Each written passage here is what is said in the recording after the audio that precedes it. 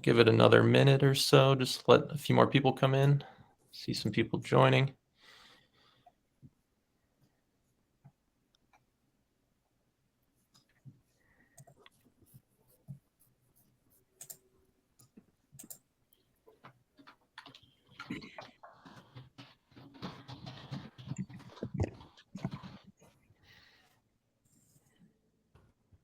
All right, well, we'll get started now.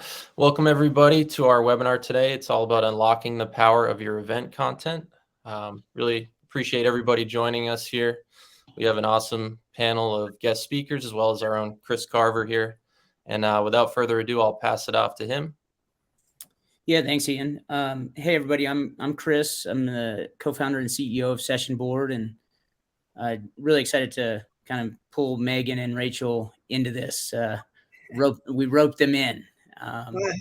They like myself, but more so, they're thinking about content and community and leveraging content constantly. I mean, it's what they do. So I was just really excited to be able to pull them in. So I think the first step here is I'd love Megan and Rachel. If Megan, you can introduce yourself, and then Rachel, you can take it over and introduce yourself and your organizations. Sure, happy to. Thanks for having me here. I'm super excited. Thanks, Ian and Chris. But Megan Martin, Director of Engagement for Juno. We're a digital engagement platform, member experience platform.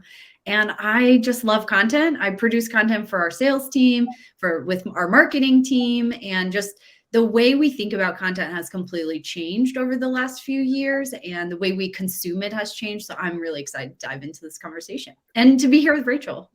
Hey, just me. Yeah, just thank you. Hello, everyone. I'm Rachel Stephan. I'm founder of Snöball Event Marketing. I've been in the marketing event industry for the past 25 years. Recently, a few years ago, I launched Snöball, a technology to help put butts in seats and eyeballs on screens. Essentially, that's what it is. So content, you talk about content, it's amazing. You have that content. For us, we add to it the element of people, and how can you get the people to help you amplify that content in order to get you butts in seats. So happy to be here. Thank you for having me, and excited to have this chat together, and hopefully we'll get some ideas for everybody to take away and implement in your day-to-day. Yeah, that's one of the things I wanted to bring up is looking at, who's registered and even some of the folks that are jumping on. Let's treat this as very much a roundtable, because I know there's a lot of great ideas and experience for those that are actually watching. So please use the chat, use the questions, throw out your ideas. I'd love to walk away myself with even new ideas beyond what I've already talked to Rachel and Megan about. But to kick it off, to kind of preface this, it's interesting. Content can be such a large topic. It's like, Megan, you kind of mentioned it. You develop content for your internal sales team. You develop content for your external marketing. There's product marketing content. There's all kinds. And in the event world, depending on how the event is being leveraged as a asset in the overall kind of plan of the organization, that content strategy may change a bit. So sure. I thought this would be fun to really, my goal is just to provide some tangible ideas on how to prepare, deliver, and distribute event content. And for me, if each one of us could walk away with a little nugget, a little tip, that's worth the 20 or 30 minutes, if we can apply that to what we're doing overall. So when we were chatting kind of in preparation for this, we kind of went in a few different directions, but I thought, Megan, you really kind of helped us narrow down to, that first step of defining what the content is for and things of that nature. Do you mind kind of exploring that a little bit? Absolutely. So in prep of this call, we started talking about content, and I was like, let's back up for a second and what do we even mean by content? Because as Chris, you mentioned, it's such a vague, arbitrary word now, because there's so many different kinds. And Rachel kind of hit the nail on the head when she talked about B2C, business to consumer type brands. They're really great at experiential content, right? Like Netflix does these huge activations. I know Samsung does a lot of experiential activations. That's content. What we're doing today right now is also content. what Ian's going to do with this recording of this webinar we're doing right now is also content. And so I think when I think about my career and working in like events and community for almost 20 years now, like traditionally for me, content was like webinars, sessions, writing blogs. Maybe there's an ebook or a white paper we would produce. Maybe we had a magazine. That was all traditional content to me. But then when I started thinking a little differently, like the conferences and events we produce, those are also content. That's considered experiential content. So I think when we talk about it, we have to break it down into like experiential and what people can not just consume, but actually see, feel, hear, touch, versus static content that are your blogs and conversations like we're having now. And even this could be experiential, because I hope you guys ask us questions, like get in the chat, get in the Q&A, like make this just as much your conversation as it is us on screen. So like all of those things together are content. And when I think about organizations, like they produce so much. And now to the point where I'm seeing organizations start hiring content managers, because their associations specifically are very siloed in a lot of how they approach it. So like their magazine might be producing something that the events world doesn't know anything about, but then they could do an experiential conference on that. And so we're seeing a lot of people now think about this a little more holistically as opposed to siloed. Content means so many different things to different people. That's a great overview, Megan. And I think in addition to the experiential and the content itself, some people think that they also have to come up with original content every time for every single piece that they do to use it. The idea, I think, is to work smarter and look at maybe creating some pillar contents. So start with the one that's going to give you the most content, and then go from there to kind of break it down into pieces that will feed the different activities, different channels, different formats, and all that. So that way you're not inventing the wheel every time, but making one big great piece. And that's going to give you, legs for a very long time if you repurpose it into many different formats. And that's a great point of Rachel's whole business is the people business and people sharing and thinking about user generated content. So when I put my event hat off and put community hat on, that's all what we focus on in community is like that user generated content, the peer-to-peer education. That's equally as important as what the organization might be pushing out. And Rachel's business is the master of that user generated sharing, where you want other people to spread your message for you in that peer-to-peer content share. Yeah, I often say, it's not, yes, the content is king, but what matters really is who shares that content. We were all like, you have your LinkedIn feed, for example, you're looking at it, you look at the piece of information or a visual catches your eye. My first instinct is to look at it, it's like, who posted it? Is it somebody trustworthy? Do they know what they're talking about? What is it about? And then it adds credibility to that piece of content.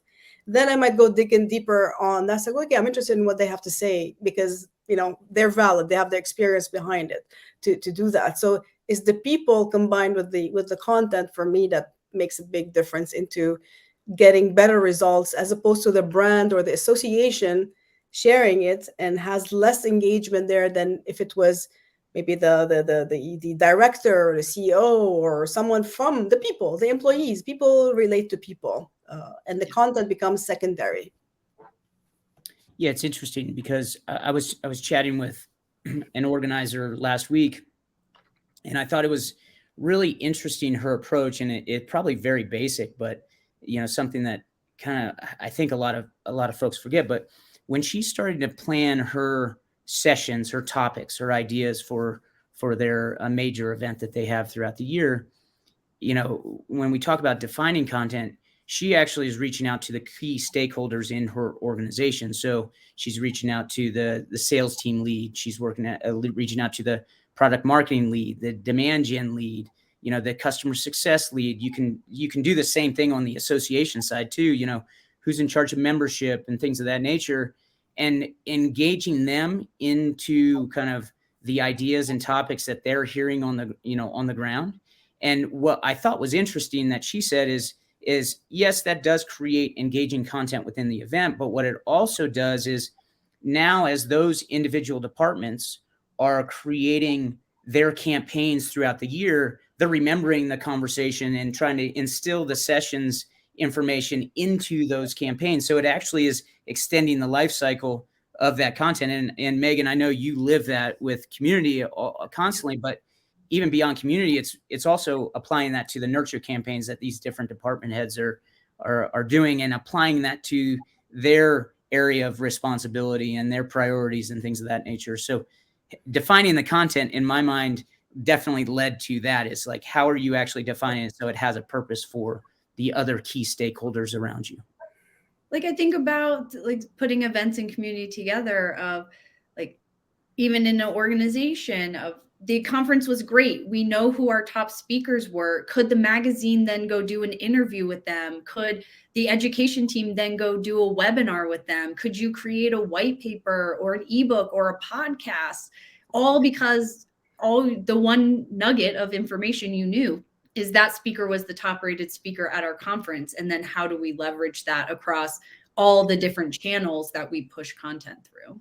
And I think the thing that stuck out with me in that conversation, to your point, is that for her starts before even the conference begins, because now they're planning it, as opposed to waiting to see what happened and then trying to, jerry rig it into, the plans of the different departments.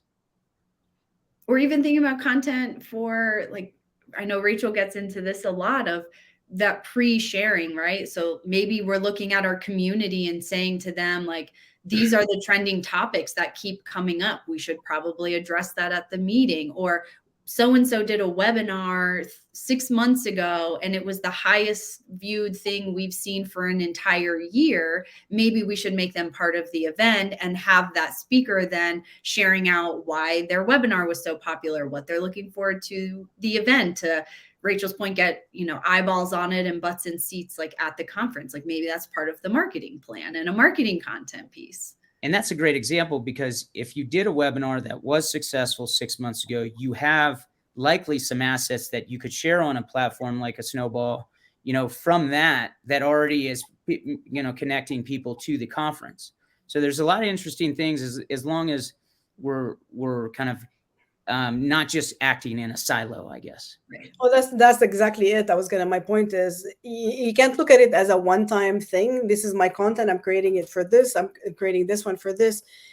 My friend Matt Coyne, who does a lot of content, actually coined his last name, a term, circular content, which is, I love it, because it's like a whole year-round type of approach and strategy to content, because you have to work smarter again. So you start from the beginning, and then leading up when you're creating that content or ideas for the actual program. If you're looking to build up for an annual event, for example, or an in-person bigger event, but you have the opportunity ahead of time to sample a little bit the program or sessions or what the speakers might be giving. I mean, again, we bring it back to B2C. Like, look at movie premieres, for example. They have they're gonna launch it in the theater.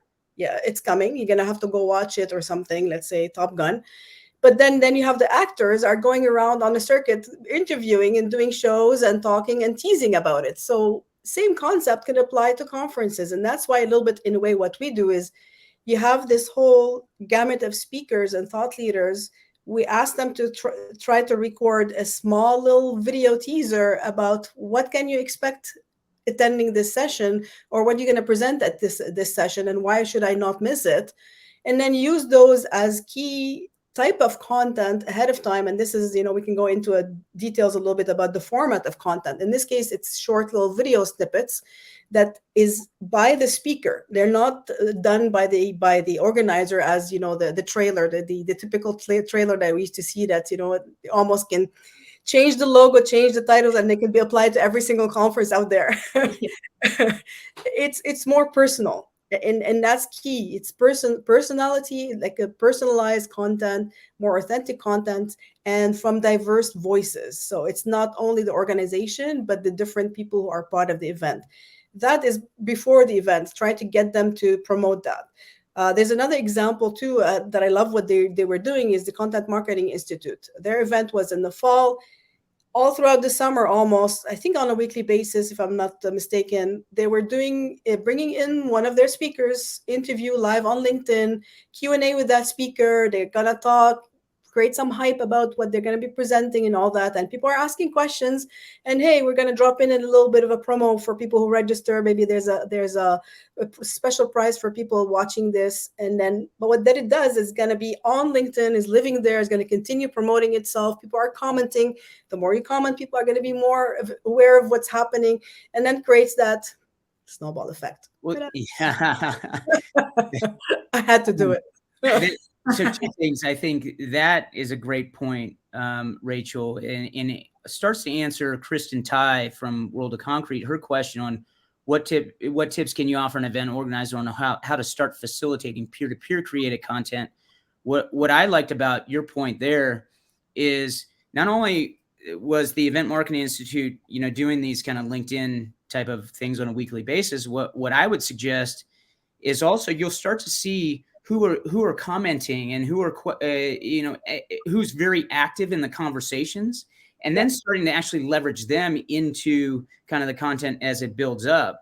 Exactly. They're clearly champions. They're clearly interested in this, and not just you doing all the work. It's those people are clearly want to have a voice in this particular topic.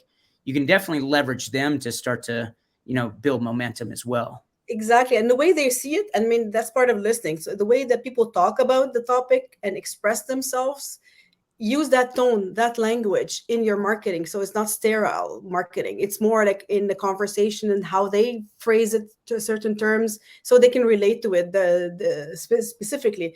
And to talk about these ideas from the comments of people, we've done the other way around. Like, instead of coming up with topic, let's say for blog post on our website, in some cases, instead of us coming up with the topic of this is what we're going to write about, then you do the typical thing, you post it on social and then you share it. We did the reverse.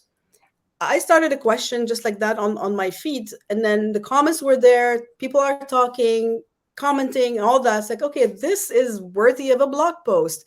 But what it does, it was a compilation of user generated, like, and someone mentioned, content creators. Everybody's content creators. So we took their ideas, credited them obviously, but you know how these blog posts, usually you have a roundup of thought leaders with little quotes of different people. They were actual people that were on the feed, that they contributed to that. You credit them, share it back. What they're going to do again, they're going to share it again, they're going to comment again, and then it keeps going, and it's the gift that keeps on giving, basically. That's a great point. I mean, Ian and I were chatting earlier this week about like this conversation. So we think about what we would want to do after this is we would want to take Megan and Rachel, your thoughts and tips and add that to a post. But I also think what would be really interesting is as some of the attendees have these different ideas and whatever, we would add that to it almost as if they were part of a room if we were in person.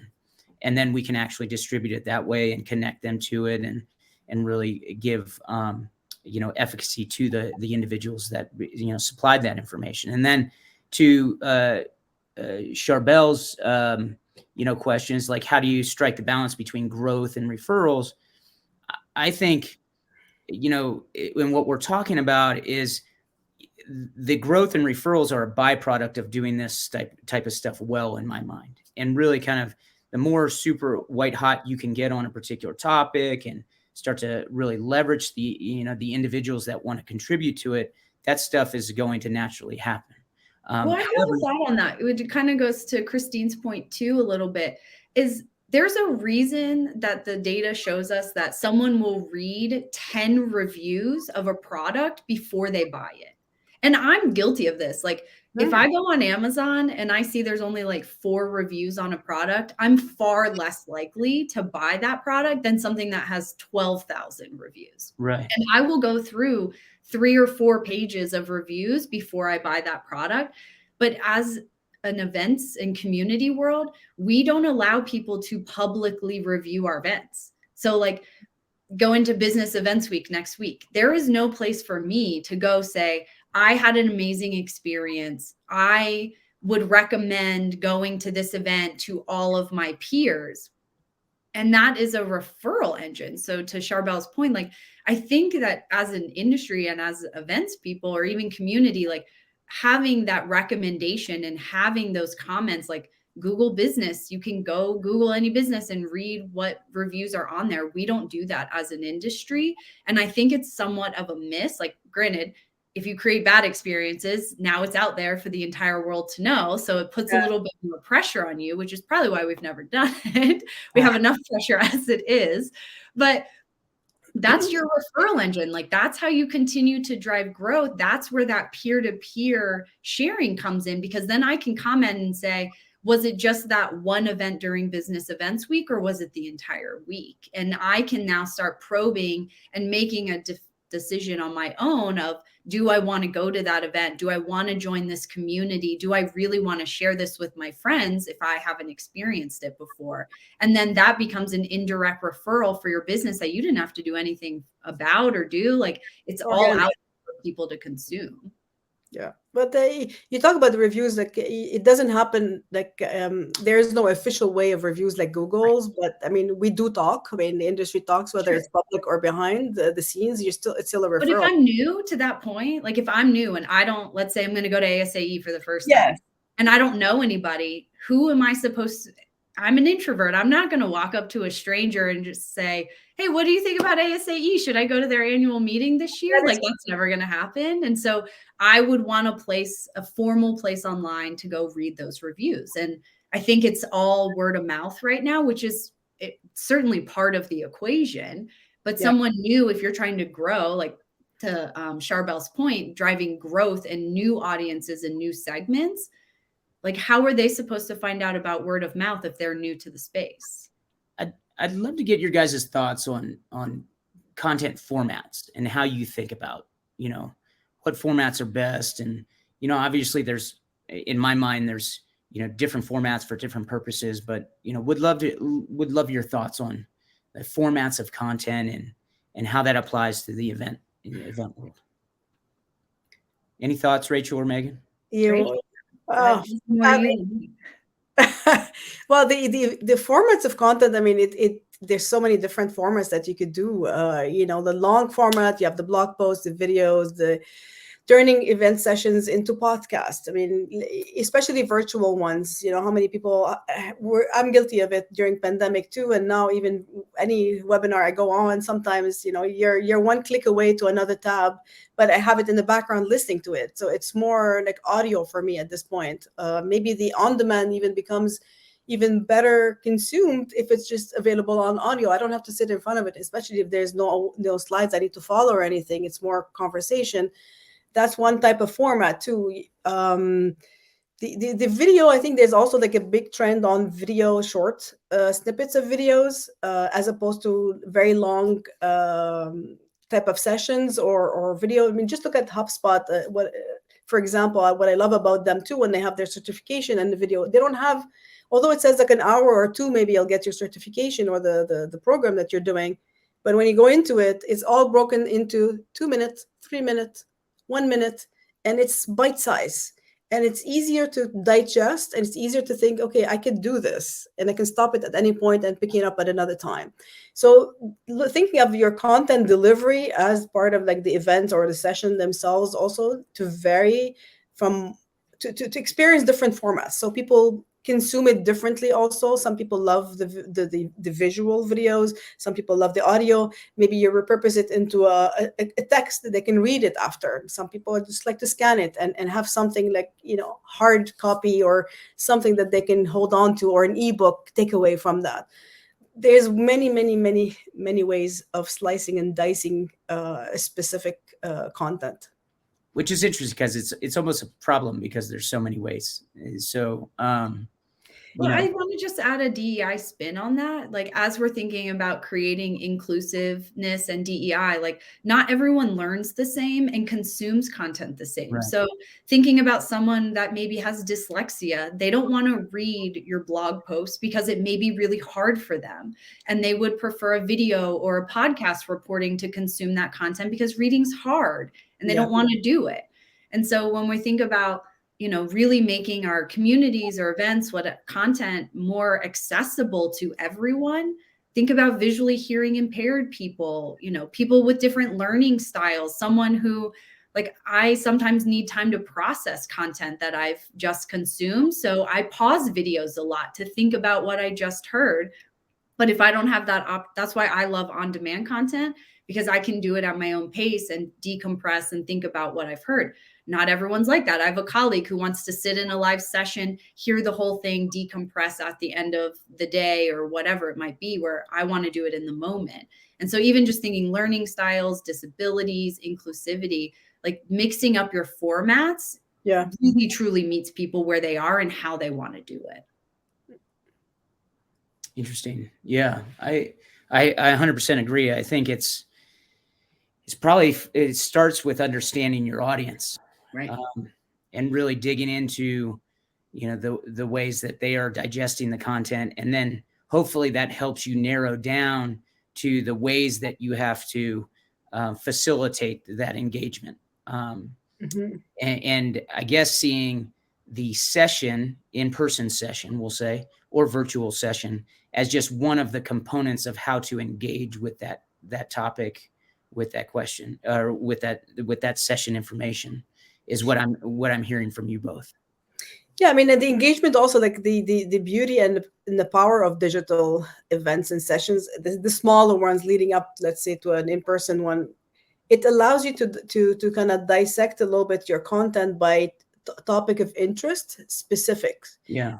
And as opposed to you have your program and it's like all together bundled up, and then you need to track and see which one was more popular than the other ones. Here you're taking every small piece, you're doing a small little event with it, another event, and it gives you an idea from a strategy point of view, like which one is resonating. And if you notice that there's way too much signups on specific topic, well, people are interested in this one, so maybe our program in person later on is going to need to have a little bit more on that topic, and maybe ask people, who maybe they could suggest to come and speak to this topic, or you might invite someone from the crowd to come up because they've had experience in certain things that they can cover as well. Because we often think that the speakers on screen, by all means, we're here to spark ideas, talk a little bit about from our experience. But looking at the people in the room, there's a lot of experienced people here too. They have a lot of things that they can also share. So why not also bring them into this conversation, have them be part of it, and contribute to the collective knowledge? Because unless I know, because I might think I'm doing it on my own and I have no way to kind of validate that. It's like, am I doing it right? Is this what's going on in the industry? And then you hear about it. We were just at PCMA convening leaders not long ago, and the collective knowledge in the room was crazy because, when they come together and we were talking about it, we're in the same room. Now it's like you got to feel like, oh yeah, I'm doing it that way, you're doing it that way, and then they can share, common practices and then maybe common mistakes to avoid. And that was really, really powerful to do. So it is interesting to think about the collective knowledge in a room or in this, the attendees. And I don't think this is a broad statement, but I don't think we do a great job of facilitating that continued conversation or that knowledge in the room. Like, you rarely see a session and then, yes, maybe there's, two people sitting in the in the hall that you're like, oh, wait a minute, I would love to hear from them. Yeah. We don't often see what that next session is or that next continuation of, I haven't seen that much. Have you guys? Like, community is becoming such a bigger conversation. Like, we've been talking events to 365 since I started in this industry almost 20 years ago. And just now are we finally figuring out how to do that and getting experiential with some of those delivery formats. And why people go to conferences now is exactly what you guys said. It's the hallway conversations have become more valuable now than actually sitting and listening. So some of the stuff that we're experimenting with a few of our customers at Juno is different learning formats. So Rachel made a great point earlier about looking outside of our industry for inspiration. So I went back to, how did we learn in school? And thinking about science class, where you had a lecture, and then a lab. And so that's some of the stuff we're experimenting with, where the speaker is recording snippets or even a full session that's 30 minutes or so. All the attendees watch that part online. So when they show up in person for that session, it's a conversation. They're not listening just from the speaker. They're 5 minutes, 10 minutes at the beginning of it, rehashing in case you didn't watch what was on demand. And then the rest of the time is dedicated to that peer-to-peer learning on that subject matter. But we're not spending the 20 minutes hearing from the expert and then having a hallway conversation. The whole session is the hallway conversation. Yeah. And I so don't- we're experimenting with that now. In-person events, I rarely go to sessions anymore. I'm in the hallway most of the time. You are, Rachel. I see you everywhere. I see you. Which early in my career was a foreign concept to me. Like my very first meeting job, he told me like, I don't go to sessions anymore. I've learned everything I'm going to learn. I want to learn from other people in my role. So you'll find me in the hallways. I'm not going to go to sessions. And I was like, why are we going to this then? Like, if you're not going to learn anything, he's like, you're going to learn in a session. I'll learn in the hallway. Eventually you'll get there. And now I totally understand it because I learn more in the hallways, having those conversations than sitting in a exactly. And you strike conversations that you never think that you can have with people that maybe you never met. Most of the content, sometimes you get it on YouTube or online right there. When you're in person, that's your opportunity to connect with the people and have really like unfiltered conversation. That's where the magic happens. And that's where I'm really excited to be experimenting with this lecture lab like we would have in college to see, is that a format, a content delivery format that resonates with people? And then what do we do with those conversations that happen in the room? Like, how can we leverage that to share it on an even bigger audience? Yeah, exactly. What would you do with it next? Right.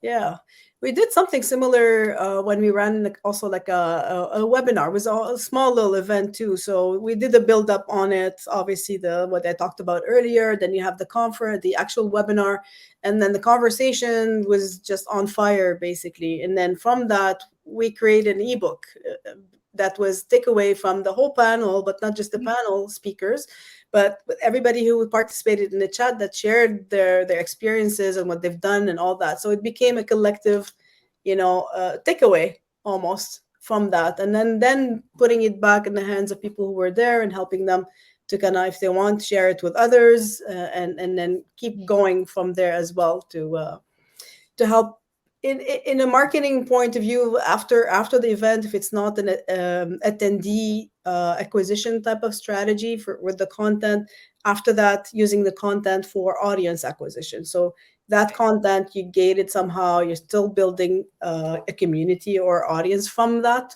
post event. So it's always serving a purpose, but you have to plan that in advance to kind of have all the pieces in place as you go forward. Ian, how are we doing on time? I want to make sure to be respectful of everybody's time. Yeah, we're at 1:33, so we got about a little over 10 minutes left Okay, or cool. so. Yeah. I thought a good transition. Quinn Rose had a interesting question. Why don't you think event planners and organizers prioritize content creation post-event? Do you have some thoughts on that? I have two thoughts on it. One, I think meeting planners have never considered ourselves content creators until now, especially for associations that have separate education and events departments. I have worked in organizations that way where I was like, I'm strictly operations logistics. I don't want to know what you're talking about. Just tell me how many seats you want on the stage for your panel, right? So there's a lot of planners like that just don't think about it. And the other side of it too is I think planners are so bogged down that as soon as the event is over, it's checked off, they've paid the bill, they're on to the next one. Yeah. And so there is no 40,000 foot view of let's just think about what we just did for the last 5 days and how that becomes the rest of the year. Like for me now, events are a 3-day, 5-day advertisement for everything else I do the rest of the year. Where I think for so long planners have been leading up to it. That's their Super Bowl. It happens. And then they start planning for the next one and don't even think about it again. And I think as a mindset, planners are now starting to realize like, I'm sitting on a gold mine. How do I leverage all of this? And just now has that wheel started changing in their brain that we are content people and our events are a form of content that we can leverage more than just those few days. Yeah, absolutely. Like you said it, like most of the planners that we work with, it's like also like if the event is finished, I'm done. I move on to the next one. I don't want to hear about that one. It's finished. And also, like, there's the fine line between the event organizer and the marketer. And I think in the past couple of years, having the events being all digital in a way and being mixed and intertwined as a marketing activity. So it's like, who owns that piece of the content? Like, is it the planner, or is it the marketer who's going to take over? Or is it expected now from the planner, because now they are, doing the digital events as well? So it's almost like you need somebody that own that piece, and think about it as, how can it help me for the next one, so I don't have to start over? We've done the events in the past, especially, sometimes in international events, where they have to change organizer from year to year, whatever the country they go to. And we've built communities for them. We've built audiences for them, especially when you think of like social media audiences and followers and everything. We build it up for like 18 months, basically, until the event. And then the minute they switch, hand over to the next city who's going to host it next time, they shut down. They start over a whole new community. And it's like, wait a second, we worked so hard on building this for you. I don't want anything out of it. Just ask me for the password. Take over this community, change, rebrand it. The work is there. But no, they start over. It's just mind-boggling. So it's the same thing here. Like, we're leaving money on the table with all this here. And like, back to the first point, the work smarter than not harder. You have something to start with. Build from that. Look at the analytics. Look at the people who consume this content. What worked, what didn't work. How can you use it for the future ones? And repurpose that one to help you drive more results for that one. That's stuff that we do also. Like, when we start marketing a next event, for example, with a client, say, okay, who are our stakeholders? Who are our champions that are going to help us start getting the word out right now before you get any attendees? Who is now in our side that can help us do this? Okay, we have our past speakers. Well, yes, you have your content, you have your past speakers. Well, let's get them starting to go promote their takeaways from that session or their PowerPoints, whatever it is.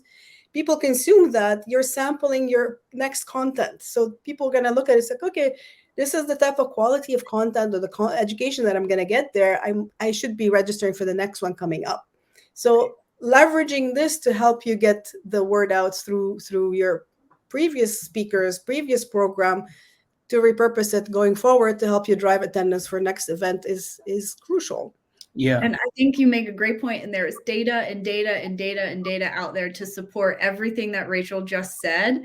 Yeah. And I think the other part of it is we are so transactional in this industry, and it's all about short-term, like, how do I get my attendance numbers up? It's all short-term goals, and thinking about content and year-round and digital and hybrid, God forbid, say the word, that all of those things are a long-term strategy. Putting content at now to attract people to come to my event next year once they've had a snippet of what they see, that's an 18-month marketing strategy that some leadership just like, it needs to happen now. And those are long-term plans that you have to see the results through. And I'm not sure that we are thinking that way yet, or our leadership is really prepared to make an investment of 18, 24 months to see, does this digital event that we're doing right now convert to something a year from now or 2 years from now? Yeah, that's both good points. And at potentially being somewhat redundant, how I see it is that the underutilization of like post-event content, I think, to your point, Rachel and Megan, you mentioned this, is I think it's a problem of corporate structure in some ways, or organizational structure, and how I've done it in the past and how I view it is I think it starts with, what is the session content if I'm thinking about, an event, and then building my campaign off of it with getting the individual buy-in from each of the departments that I'm working with across my organization, so they know that that content is going to be utilized within the broader context of the organization. And they can apply it to their campaigns. And then, so essentially it's build your session, build a campaign around it. Part of the campaign is the in-person session. Part of the campaign is the speaker sharing it beforehand. Part of the campaign is the follow-up webinar and all of those things that you're going to do from there. But that's kind of how I see it, is structuring these campaigns around each topic, each session, and getting buy-in before the event even starts, way before the event even starts. Oh, for sure. Ian's job just got a lot harder, by the way. It sounds like he has a promotion in his future, maybe. Yeah, exactly. We're all watching you, Ian. What are you going to do with this? Yeah. So I know we're running low on time. Megan and Rachel, any last thoughts around, content distribution pre and post? Any thoughts there? Any tips? I think people want it, and just get experimental with it. I think the more authentic and the more you're willing to try there, that seems scary, and like we want to be polished and buttoned up always and, present the best product possible. But honestly, people want real, they want it timely. I would rather push it out a little bit quicker and not have it perfectly polished and beautiful and all the things out there. Like, just figure out what it is. And the only way to do that is to start trying something. So try a couple things this year, see what works, keep one or two of them, try something a little different next year. Like, people want different. Our true north is different now. So just try something, start somewhere. Yeah, I think that's critical because you can overthink it really quickly. Yeah. That summarizes like amazingly, because for me, it's also like, don't think you're alone in doing all this. For me, I bring in always that element of people, and who are your group of people around you that will help you also create that content, and how can you give them megaphones to maybe put it out there to help the overall brand get more people, get more eyeballs, and get more people to get to the event. I mean, it's, we've done one time, let's say a blog post, when you have questions for people, for speakers, you could have round up 15 people with 3 questions. That's 45 points. That's 45 social media posts. That taking it from there to create something, maybe an email campaign from that, could be repurposed in other ways. So small, but at least you're taking one step at a time, and you're building on it, and you're having it from different stakeholders who are part of that, and part of that voice. Organizations are no longer the voice of the industry. Usually, like, you have those, we're the voice of the industry. Yes, you are, but in every member, every person who's part of that organization, that's part of the event, has a voice too. And it's your role to facilitate that and give them the channel to kind of get it out there. So, yeah. And just like too, like to Rachel just said, like, you have all that content already there. Like, you don't necessarily have to go start creating new stuff to get experimental. Like, look at what's already in your arsenal. Look at recordings from your events 2 years ago, webinars you did last year. Like, you are probably sitting on more than you even know that you have. So look at what you have, and then just start thinking creatively on how to use what is already at your disposal. And you probably will be surprised at what you can come up with without having to create anything new. Yeah, it's like Rachel Heller, one of our attendees. Rachel? She had a great point of being able to, they basically turned their panel discussion into a fireside chat style session in a podcast after the event. So, I mean, it's something very simple, easy step to do. You can then say, okay, I can take snippets of that and apply it to like LinkedIn or wherever my target audience is. And there you go. It's like, don't think of it anymore. To Victoria's point is experiment. I do want to give a shout out. Rachel also mentioned the Event Content Council. I just recently learned about them, and some great folks that are running it. So that might be another really cool resource of information there. Awesome. Yeah. That crew who's doing that is really cool. Ian, anything else before we close up? No, I think you guys covered all the points. There was one last thing, just kind of relating to ROI. If there's any quick thoughts on that, just how do you end up measuring ROI at the end of the day? Because, clearly content's a full part of the entire spectrum of what you're doing before, during, and after. Is there any tips on that? Yeah. For me, it's going back to why. Sorry to interrupt, Chris. Like, Nope. measuring ROI is kind of arbitrary if you don't know what you're actually measuring. So, like, how many eyeballs and reach did you get on there? That could be an ROI data point versus how many sales converted from that piece of content. That's a completely different set of ROI metrics I would use. So when I think about measuring ROI, my first question is, well, what were you trying to gain from this? Why did you do it in the first place? And then measuring against that and finding metrics that match it. Absolutely. I was going to say the same thing, Megan. It's like, there's so many things that you could measure, but to your point, understanding why. So for example, we'll use this webinar as the example. I didn't want necessarily care that there was going to be 100, 150 folks. To me, this is more about a quality discussion that we can continue on. So it's really, having a smaller group that is really engaged shows me that there's a really interesting kind of topic here. So now what do I do with that? Okay, well, I need to figure out how to continue to stay in touch with Rachel, Megan, and some of the folks on here and go from there. For me, it's really simple. It's tied to, because we're brought in to help promote events. So before the event, we're about getting butts and seats. So the ROI for us is that conversions. How many people are we able to add to that event through the referrals from speakers, attendees, exhibitors, sponsors who are sharing content. So that content for us that we're leveraging and putting in the hand of all the audiences that are available to us to help create more awareness, more interest in the events, and hopefully more registration for the events. So that's like a very hard data ROI for the organizers to show for them as an extra additional attendees revenue, and for their partners, sponsors, they need ROI because they need the people to come see them. Post-event, it's also used in a way to drive audience, also acquisition. So using content in order to get more people to sign up to download an ebook or sign up to watch the on-demand content and all that in order to build that database of audience that I can market to later on, because people are moving, changing jobs. We're always marketing the same people. We will always need more fresh audience, and then similar to one that we have that is very highly qualified. So how do you attract them is by getting people similar to them to get the word out. So it's very simple, straightforward in my world, basically, the ROI.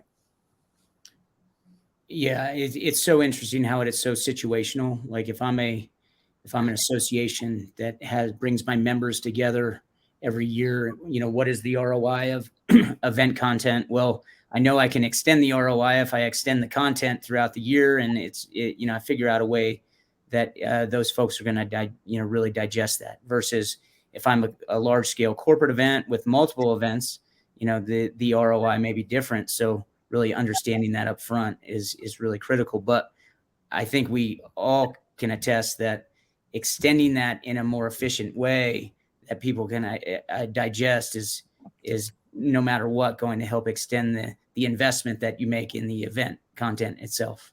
We just made the runway longer. So you have more opportunities to engage them, acquire them, sell them, all the things, whatever your goal is of that program. Your runway just got really, really long and gives you more opportunities. Like, it's why I always wanted to plan conferences and not weddings. Weddings, you got one day, you got 4 hours to get it right. And if you mess it up, it's no chance. But with a conference, if I screw up on day one, I still got 3 more days to get it right. It would impress you before you leave.